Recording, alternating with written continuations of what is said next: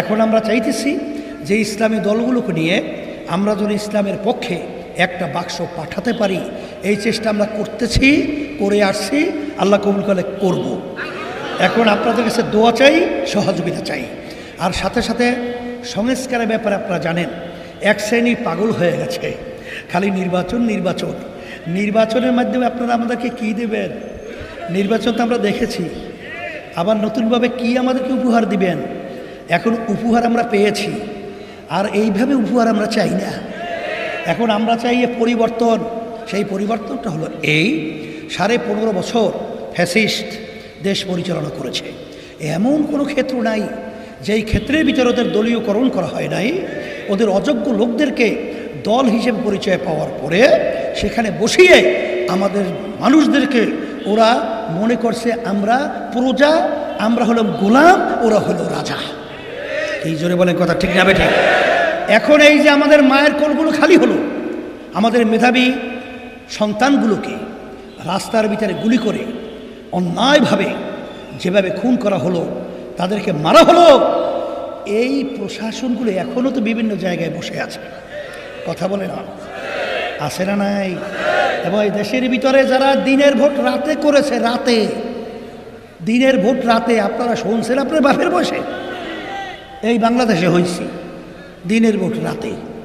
এখন এই বিভিন্ন জায়গায় সংস্কার দরকার নাই, আসতে বলে সংবিধানের মাধ্যমে দেশ চলে। আর সেই সংবিধানকে তারা মনে করছে তাদের নিজের গরু, একটা বই পাঠ্যের মতো, মন চাইলেই কাটে, মন চাইলেই লেখে। এখন এই সংবিধানের মাধ্যমে দেশ চলে? ওর ভিতরে সংস্কার দরকার আছে।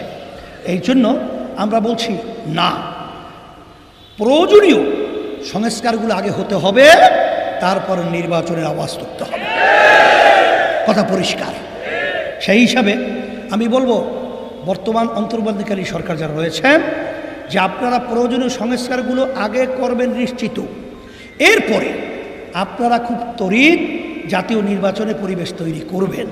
এইটা আমাদের এই মজলিস থেকে সর্বত্রই আমরা এটা বলছি।